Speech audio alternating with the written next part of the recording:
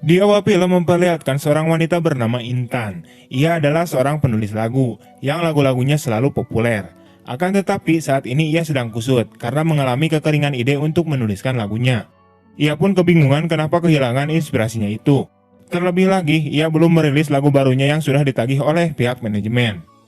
Intan lalu pergi untuk menemui rekannya bernama Gembul, yang sedang latihan bersama seorang penyanyi wanita di studio rekamannya. Setelah mendengar suara dari wanita yang sedang latihan itu, ia mengatakan pada Gembul untuk mencarikan penyanyi yang lebih bagus untuk menyanyikan lagu ciptaannya itu.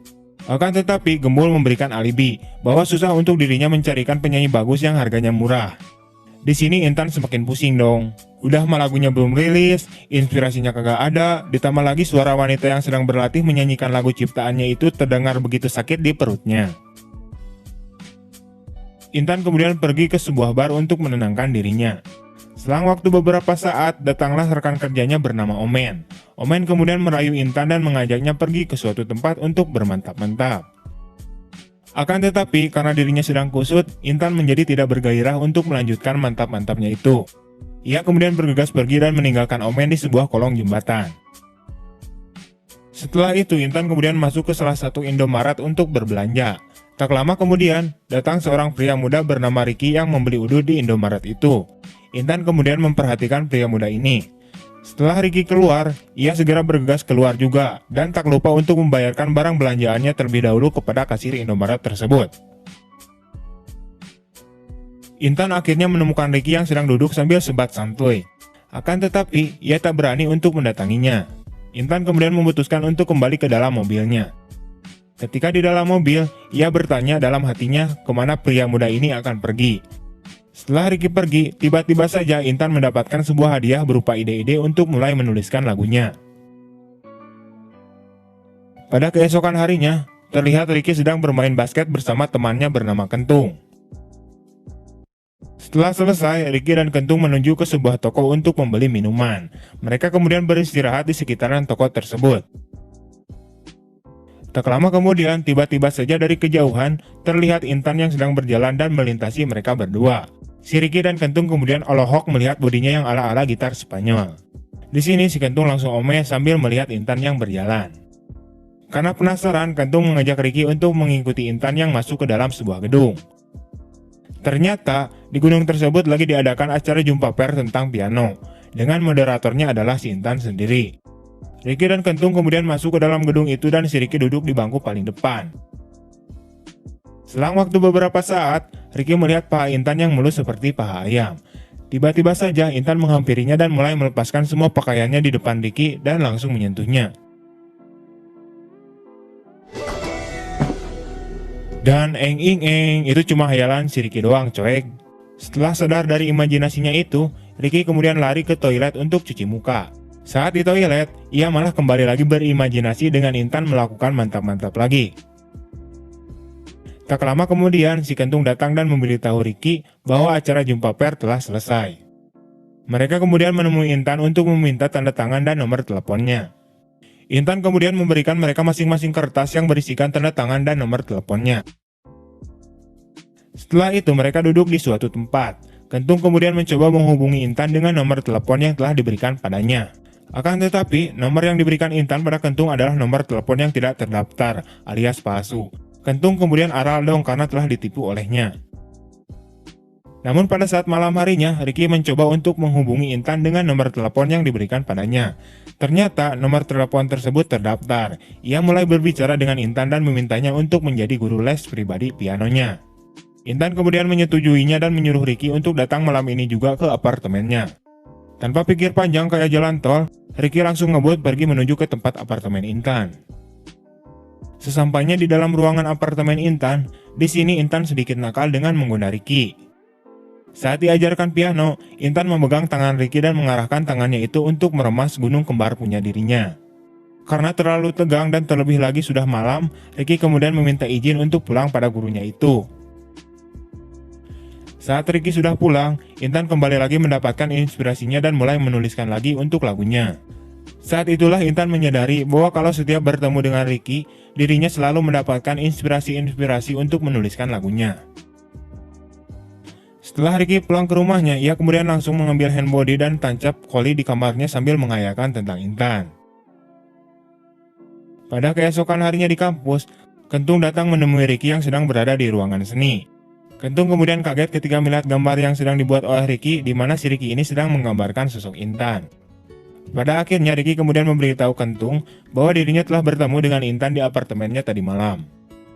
Pada malam harinya, Ricky kemudian mencoba mendatangi apartemen Intan lagi dan mulai menunggu di pintu ruangan apartemennya. Tak lama kemudian, Intan akhirnya datang dan mengajak Ricky untuk masuk ke dalam apartemennya. Ketika masuk ke dalam apartemennya, Ricky langsung mengangkat Intan dan menggulingkannya ke kursi. Karena sudah greget, ia langsung ngegerepe Intan, namun Intan menggulingkan Ricky ke lantai dan mengatakan untuk secara pelan-pelan. Kemudian Intan mengajari Ricky cara bercocok tanam yang lemah lembut memakai perasaan dengan sebuah es krim. Keesokan harinya, Intan menemui Ricky lagi. Ia mengajaknya pergi untuk melihat lukisan di suatu tempat. Saat di tempat itu, Ricky kemudian langsung megang area sensitif Intan. Sadar karena itu berupa kode keras, Intan kemudian mengajak Ricky ke belakang tempat itu dan setelah di belakang, mereka pun akhirnya jadi bermantap-mantap deh. Sejak saat itu, Intan mulai bersemangat untuk menuliskan lagunya dan menciptakan lagu berkat inspirasi-inspirasinya itu. Beberapa hari kemudian, Intan terlihat sudah menyelesaikan lagunya. Ia kemudian pergi ke studionya dan menyerahkan lagunya itu pada rekannya. Namun di sisi lain, si Omen terlihat tidak senang dengan hal itu. Setelah selesai menyerahkan lagunya, ia kemudian bergegas untuk pergi menemui Ricky di tempat biasanya. Akan tetapi setelah sampai di tempat tersebut, ia melihat bahwa si Ricky sedang bersama seorang wanita, di mana wanita tersebut merupakan pacarnya Ricky. Karena merasa cemburu, Intan langsung bergegas untuk pulang ke apartemennya. Setelah sampai di apartemennya, Intan terkejut ketika melihat mantan pacarnya sedang menunggunya di depan pintu apartemennya, di mana ia baru saja pulang dari kota Seoul. Intan kemudian langsung menyuruhnya untuk masuk ke dalam apartemennya, dan mereka pun langsung bermantap-mantap. Di sisi lain, Ricky juga datang ke apartemen Intan dan mulai memasuki apartemennya karena pintunya tidak terkunci. Setelah di dalam, Ricky kemudian kaget ketika melihat Intan yang sedang bermantap-mantap dengan seorang pria. Begitupun Intan yang sedang mantap-mantap. Ia kaget melihat adanya Ricky di apartemennya. Ricky kemudian bergegas untuk pergi keluar dari apartemennya si Intan. Di tepian danau, Ricky terlihat patah hati karena telah melihat kejadian itu. Pada keesokan harinya di studio, Intan terlihat galau karena memikirkan Ricky yang telah melihatnya mantap-mantap dengan si mantan pacarnya itu. Ia kemudian mencoba menghubunginya, akan tetapi Ricky tidak membalasnya.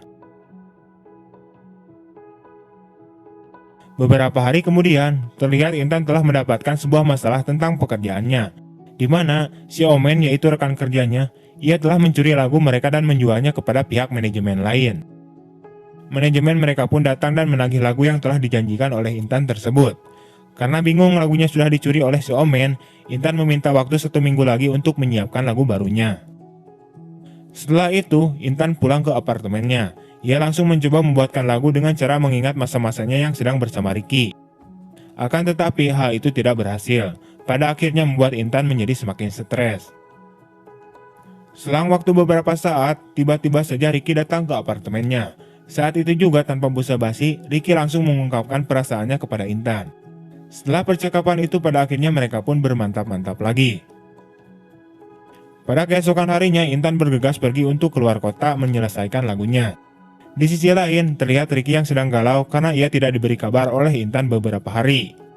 Ia kemudian mencoba mendatangi dan menunggu di depan pintu apartemennya. Namun Intan terlihat belum kembali lagi ke apartemennya. Seminggu kemudian, Intan telah menyelesaikan tulisan untuk lagunya itu, di mana lagunya itu diberi judul Selamat Tinggal Kekasihku. Ia kemudian bergegas kembali lagi ke kota untuk menyerahkan lagunya. Setelah menyerahkan lagunya itu, ia kemudian bergegas untuk pergi menemui Ricky di tempat biasanya. Akan tetapi, ia melihat Ricky sedang bersama pacarnya itu. Namun di sini Intan terlihat senang, sebab Ricky telah menemukan cinta yang sesungguhnya, dan bukan tentang berhubungan mantap-mantap saja. Di scene terakhir, terlihat Ricky yang telah selesai menggambarkan pacarnya itu. Ia bersama pacarnya sambil mendengarkan lagu Intan yang telah menjadi populer. Dan kemudian film pun tamat. Oke, wah terima kasih telah menonton video ini. See you next time and bye-bye.